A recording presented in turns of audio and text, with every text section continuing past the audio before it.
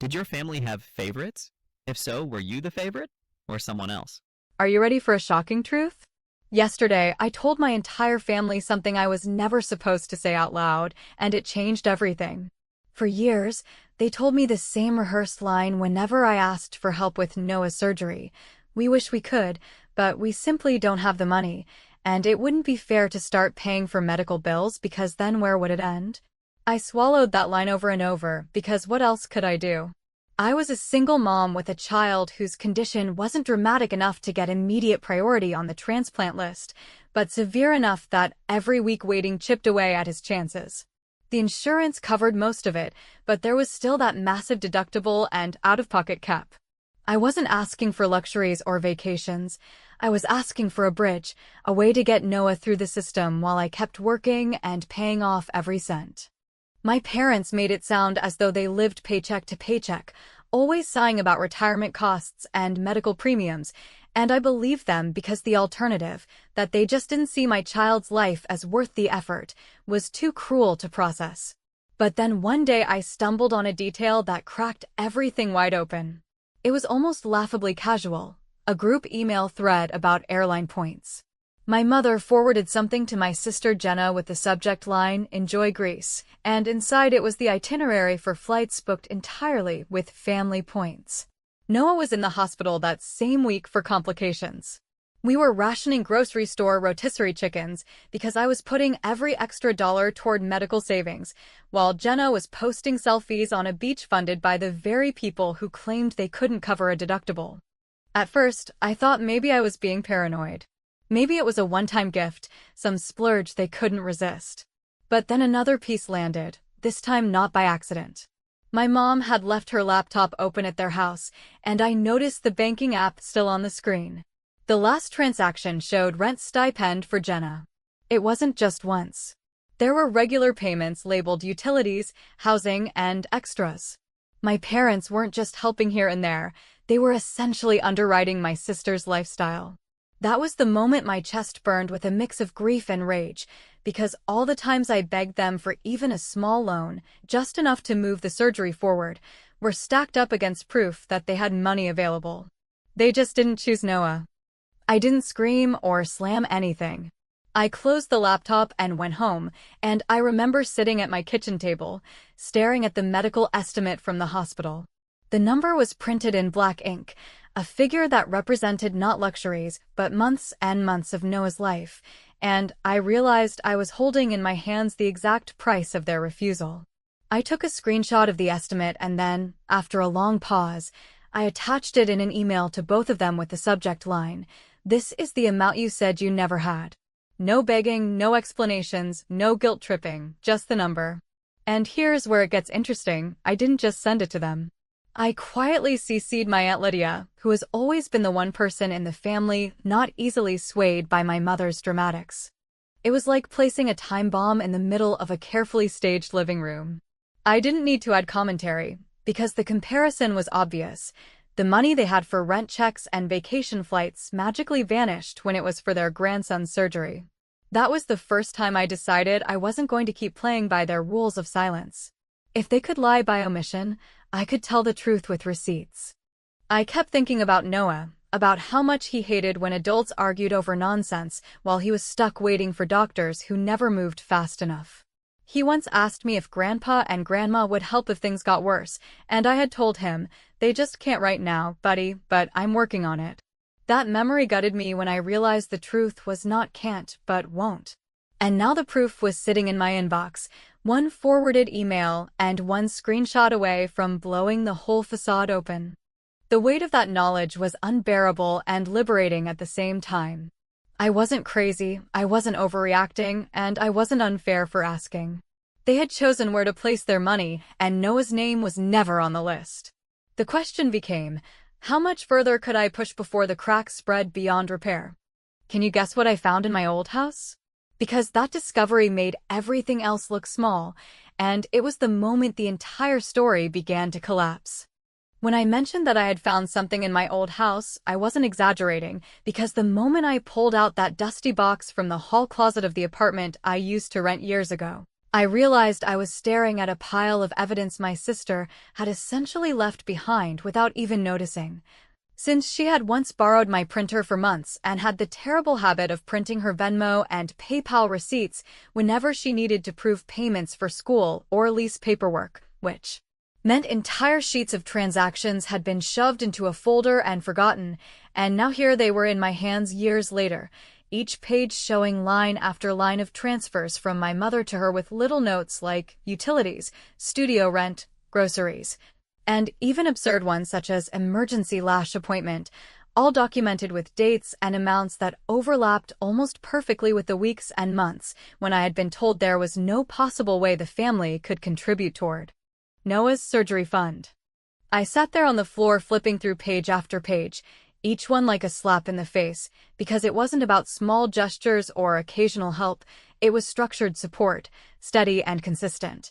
Almost like Jenna was their dependent rather than their grown daughter, and it made me think about every conversation I had endured where my mother had talked about the importance of fairness, about how she and my father could not just pick and choose who they helped because then resentment would grow, and about how I needed to learn to stand on my own 2 feet like she once did, when in fact the entire narrative was a performance designed to hide the fact that they had chosen a side long ago and had simply hoped I would swallow their speeches without ever comparing dates or receipts. The anger that rose up in me wasn't only about the money anymore, it was about the humiliation of knowing that I had believed their version of reality for years, and had even defended them when friends asked why my parents weren't pitching in, telling people that they just didn't have much to give, that retirement was tight, that I couldn't ask them to risk their stability for my child, all while Jenna was posting travel pictures, furnishing apartments, and living in a way that could only be explained by hidden backing, which now I held documented proof of in my lap. I knew I couldn't just scream and throw it at them, because screaming would get dismissed as bitterness. And I had already lived through enough gaslighting to know how quickly my mother could twist things into a narrative where I was the ungrateful daughter who exaggerated everything. So instead I made copies, careful scans with timestamps preserved, and I slipped them into a flash drive I kept hidden at work while handing one physical copy to Aunt Lydia, who read through them with a silence that told me more than any outburst could, because she had long suspected that something wasn't lining up, and now she had irrefutable proof that my parents had been lying not just to me, but to the entire family.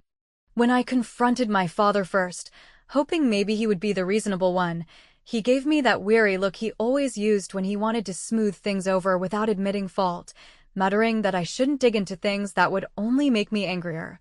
and that it was just a few payments here and there to help Jenna get on her feet, as though regular rent checks and vacation funds were small favors, and when I pushed him further he snapped, saying, "Your choices are not our responsibility," which confirmed exactly what I already knew, that in their eyes, raising Noah alone, juggling jobs, and paying medical bills made me undeserving of help, while Jenna's constant floundering somehow justified endless bailouts.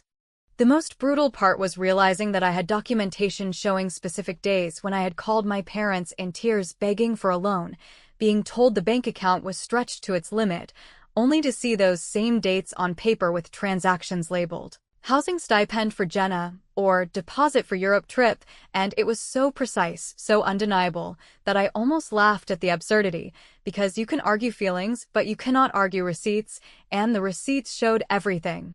So instead of begging them again or trying to talk sense into people who had already chosen their story, I decided to shift the game completely, and I created a new group chat that I titled, For the Record,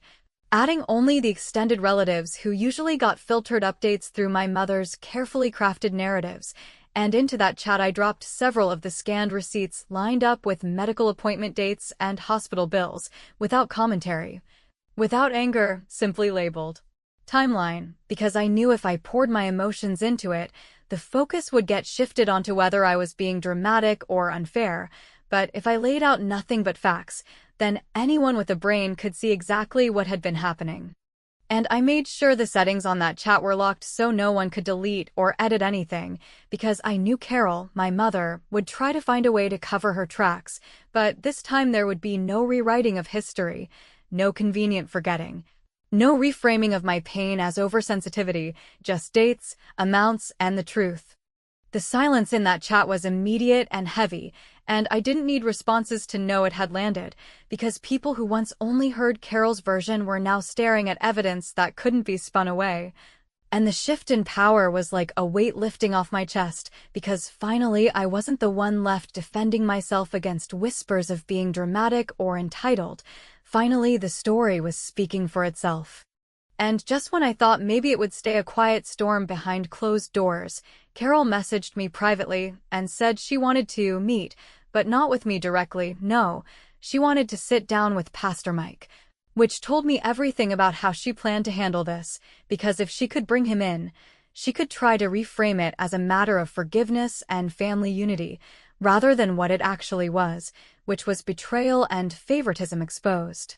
Can you guess what happened next? Because the moment Pastor Mike entered the picture, the rules of this battle changed entirely, and I knew I would have to fight not just lies, but an entire performance designed to keep me silent. Walking into that meeting with Pastor Mike, I already knew the script my mother wanted to run, because she has always thrived when the conversation drifts from facts into feelings, from dated transfers and hospital invoices into vague talk about grace and forgiveness and how families should not keep score. So I decided that if she was going to bring a pastor to arbitrate character, I would bring a calendar to arbitrate reality. And I laid out, not with heat but with a slow steadiness grief. Forces on you, the exact path we took with Noah's case, explaining how the insurer's pre-authorization came through with a condition tied to the deductible. How the hospital's financial counseling department offered charity review only after we'd exhausted regular options, how appeals have windows, and how missing those windows turns a family's hope into paperwork dust, and how I had asked my parents, not for a blank check to make my life easier, but for a temporary bridge that would have allowed the surgery scheduling to move from the someday pile to the calendar, which in medical land is the only place anything real ever happens. I told him how the first appeal was filed in late spring, how the response came back in early summer with a denial that hinged on a technicality the hospital was ready to fix if I could show proof of funds to cover the deductible, and how, in that same window, my mother sent my sister money for a new couch and covered flights, and then posted photos about resilience and family values, which is something she does when she needs the world to applaud her for private choices no one is supposed to question. And I explained that while everyone felt sorry for the idea of a struggling retired couple doing their best, the receipts showed a retired couple managing optics while underwriting an adult daughter who treated responsibility like an optional subscription. Pastor Mike tried to steer us toward reconciliation language, asking me whether I could find it in my heart to understand that parents make mistakes and that keeping score destroys relationships. And I told him as calmly as I could that I did not want an apology script or a forgiveness ceremony. I wanted him to look at a single page where the dates lined up in a way that no sermon could wash away. A page that I had prepared for him because I knew this day would come, and on that page I had a simple 2-column timeline that placed the insurance denial date next to the transfer for Jenna's furniture, and listed the hospital's scheduling note next to the family points itinerary to Greece, and when his eyes followed those lines his mouth just stopped. Because there is a moment when a person who trades in soft words runs into hard numbers and the air changes. He asked, carefully, whether I wanted to make this public, whether I was seeking to embarrass my parents, and I said that what I wanted most was to stop being forced into silence by a narrative that treated my son's life as an unfortunate budgeting line, and that I had learned the only way to stop a story from being rewritten is to preserve it in a place where edits are not possible. So I had filed a packet with the hospital's patient relations office, not accusing anyone of a crime, not demanding retroactive charity, simply attaching the timeline of our interactions, the call logs, the appeal dates, and the evidence that family support was declared unavailable while discretionary transfers to another family member were routine. Because if I ever lost my nerve or doubted my memory, the facts would still be there, stamped and stored, not to weaponize them but to acknowledge the truth out loud. My father, who had been quiet through most of this, finally spoke up and said that they did not want to start paying medical bills because then it would never end, which was the same line he had used the first time I asked for a cosign. And I replied that they were not afraid of something never-ending, they were afraid of being seen choosing, because choosing meant admitting that one child's instability felt more sympathetic to them than a grandson's medical timeline, which is a sentence I never wanted to say but could not avoid any longer, and I told them that I was done pleading for empathy where there was none, and instead I would treat this like what it had always been, a matter of policy and priorities. Which is why I had made sure Pastor Mike received the same packet I gave the hospital, silent and sterile and devastating. Jenna tried a different angle, insisting that she had never asked for special treatment and that our parents offered help because she was not strong enough to do everything by herself, and I said that was probably true. Because she had been taught that weakness paid dividends in our family while responsibility earned lectures, and I was no longer interested in convincing anyone that I deserved the basic solidarity I had begged for, since the proof had replaced the begging. And the proof did not need my tears to make its point. After the meeting, which ended with Pastor Mike promising to pray for healing and my mother promising to plan something positive for the family to remember Noah by, I sat in my car and realized that while they were busy staging the optics of resilience, I had a different kind of plan coming together, one that did not depend on them waking up or becoming kinder people overnight, because my grief had burned off the last of my hesitation, and what replaced it was a steady resolve to control the timing and the framing, not with insults or gossip, but with a release valve of facts that I would open at the precise moment their story reached for the spotlight. They announced a family gathering, a celebration of resilience and togetherness, complete with speeches and a slideshow that my mother said would honor Noah and show how we had all come through the storm, and I nodded and told her I would be there. Because there is a particular satisfaction in letting people build the stage on which the truth will perform itself, and while they fussed over seating and playlists and who would speak when, I spent late nights building a simple site in Noah's name with a clean timeline, quiet receipts, and a small donation linked to a hospital fund that would do for other families what mine had refused to do for me. And I arranged for printed envelopes with short links and private codes to reach the hands that most needed to read without my mother's commentary. And then I set one last piece, a recording app ready in my pocket for the moment when my father, who hates uncertainty more than conflict, would say out loud the thing they had both been hinting at for years, because sometimes the truth needs one more confirmation before you set it free. They planned a celebration, and I planned something else.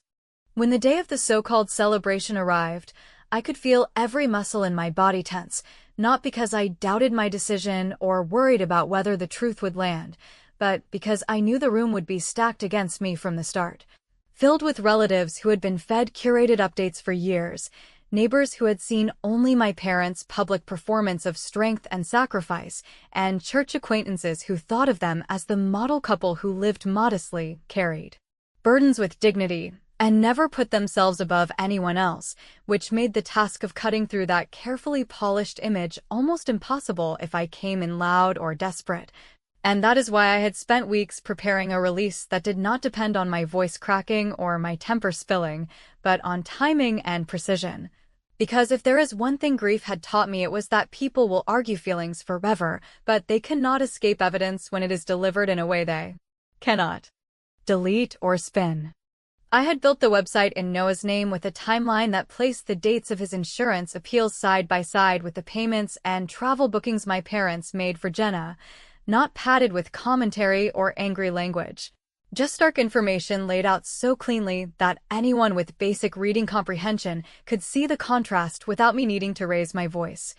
And I had linked it to a donation page where I had already seeded the fund with small contributions from colleagues who knew what had happened, because I wanted the site to do two things at once: prove the betrayal and prove that, even when my parents refused, other people had stepped up, meaning the moral excuse of scarcity was never real, only the choice of where to place loyalty. On top of the website, I had prepared envelopes that contained private codes, one for each extended family member I thought would be at the gathering, so that even if my mother tried to claim the site was fabricated or hacked, there would be physical proof that the information was distributed intentionally and securely, and I timed those envelopes to be delivered during the event itself. So the impact would hit while my parents were standing at the front of the room with microphones, basking in their own performance of resilience. The gathering began just as I predicted. Carol stood front and center with her practiced tone of solemn strength, talking about how the family had endured a terrible loss, but had come through united. And she held up a framed photo of Noah like she was a patron saint of survival, her voice cracking in the places she wanted sympathy to flood the room, and Frank stood beside her, nodding dutifully, while Jenna dabbed her eyes like she had lost someone who ever mattered to her more than her next rent payment, and I stood there watching it all unfold, feeling the familiar urge to scream that it was a lie, but instead I stayed quiet, waiting for the moment when their words would be interrupted not by me but by the truth I had already lined up. Halfway through Carol's speech, phones began buzzing around the room, first one, then another, then clusters of relatives pulling out envelopes and sliding them open, confused murmurs spreading as people clicked links and scanned receipts that matched dates they remembered. And I saw the change happen in real time, the air thick with the tension of a story unraveling without me needing to say a word, because nothing I could have spoken would have hit harder than my mother's own carefully planned performance colliding with a timeline she could not erase. She froze when she realized what was happening, and for the first time in my life I saw her lose control of the narrative, her words stumbling, her eyes darting across the room trying to gauge who had seen what, and Frank whispered something to her that I couldn't hear. But the panic in his body language gave it away. He knew that the facade had cracked and there was no easy patch. I didn't raise my voice, I didn't step forward to claim the moment, I just let the silence spread as people scrolled and read, the rustle of envelopes filling the room louder than any accusation I could have made. And I knew in that moment that my parents' reputation, which they had spent decades polishing with stories about fairness and responsibility, was no longer in their control, because once people see receipts, they don't forget them, no matter how many dinners or speeches you try to smooth over afterward. Jenna, ever the performer, started crying loudly, claiming that she never asked for any of it and that the help had been forced on her, but the words sounded hollow against the black and white numbers in front of everyone. And I could see the skepticism building in the faces around me, the first tiny cracks of doubt that would grow into full fractures once people went home and compared notes. But the most important part wasn't their embarrassment in that moment. It was the seed planted, the undeniable record now living outside my parents' grip, because while they could deny my feelings forever, they could not deny the bank transfers, the travel points, the rent memos, and the dates lined up with Noah's hospital notes, and that shift was irreversible, no matter how many tears or prayers they tried to lay over it. And just when I thought the night could not twist any further, Frank pulled me aside into the hallway, his face pale and voice low, and he said the quiet part out loud, the part one had suspected but never heard them admit directly. Words that revealed exactly why they chose Jenna and why they left Noah waiting, and I hit the record button in my pocket, because some truths are too heavy to carry without proof. When Frank pulled me aside into that narrow hallway, his face pale and his hands shaking slightly, I knew something was about to come out that had been buried for years under layers of excuses and half-truths, and sure enough, when he finally spoke, his words spilled out with a kind of exhausted honesty that made my stomach twist, because he admitted in a hushed tone that the reason they kept funneling money to Jenna was not simply favoritism or softness, but because, in his words, she falls apart without it, and we couldn't let her sink while you've always been strong enough to get through without us. And then he added the line that sealed everything for me. We also assumed the church or the community would rally around you, so we didn't need to step in. Which was such a clean confession of their logic that I almost laughed, because in a single breath he told me that being competent had cost me support, that having a spine and carrying responsibility made me invisible, and that my son's life was balanced against my sister's inability to pay rent without crying, and in their eyes that equation made sense. I let him talk, I didn't interrupt, and I kept my phone recording in my pocket because I wanted to make sure the truth wasn't just something I heard in a moment of weakness, but something that could be preserved exactly as it was spoken, without spin or denial later on. And as soon as he finished, I walked back into that room where people were still whispering over the papers and links in their hands, and I sat down quietly, knowing that his words would one day be the final nail in their performance if they ever tried to resurrect it. The fallout started almost immediately, because Jenna, realizing that people were no longer buying her teary story, turned on me with venom, insisting that I had sabotaged the family, that I had embarrassed them in front of friends, that I had weaponized Noah's memory for revenge. But before I could even respond, Aunt Lydia, who had been holding the stack of printed receipts like a holy text, stood up and said with a steady voice, "Noah should have been first, and no one here can argue with." That and the silence that followed her statement carried more weight than any defense I could have offered, because in that moment the authority shifted from my parents' narrative to the undeniable truth that everyone could see with their own eyes. Pastor Mike, who had sat stiffly through the entire chaos, finally approached me afterward with an awkward expression, mumbling that he owed me an apology for accepting a curated version of events without ever asking to see proof. And while I didn't need his apology, hearing him say it out loud felt like a quiet crack in the wall my parents had built around themselves, because once even their allies started backing away, their power to control the family image collapsed further. I didn't lash out, I didn't storm around declaring victory, because the real victory was not in shouting them down but in showing everyone that the emperor had no clothes, that the speeches and staged resilience were funded by choices no decent parent should have made, and that silence had protected only the guilty for too long. Instead of dragging the fight further, I chose something cleaner, sharper, and longer-lasting, something that would turn their betrayal into a legacy they could never rewrite, and that was the creation of the Noah Carter Deductible Fund, a small nonprofit seated with the exact same total my parents had spent on Jenna in the year Noah died waiting, money I gathered from small donations at work, a few contributions from extended family, and a matching pledge from Aunt Lydia, who said she would rather her name be attached to something real than to another dinner where lies were served with dessert. I announced the fund right there in the same gathering, not with drama but with a calm, measured tone, telling everyone that since my parents had refused to put Noah first, I was going to make sure other families never had to beg and wait the way I had.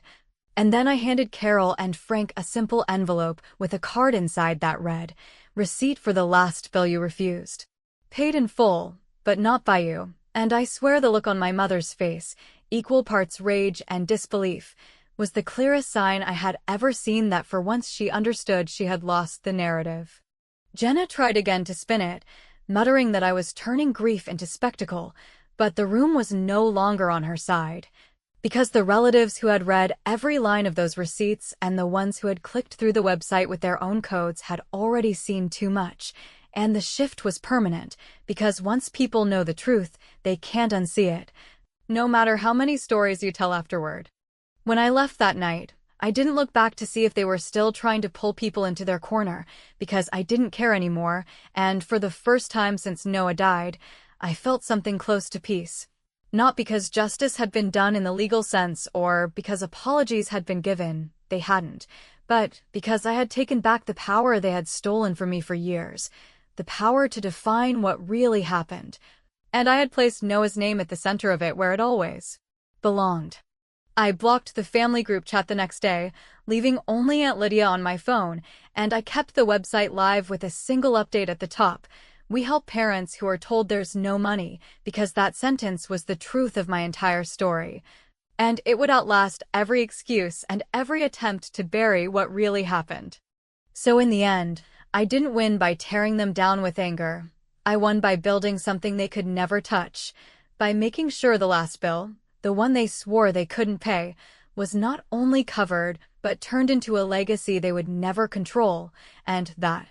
more than any apology or reconciliation, was the kind of justice that finally let me breathe again. And as I walked away from that house, I thought to myself, I broke every rule they tried to force on me, and in the end, I won.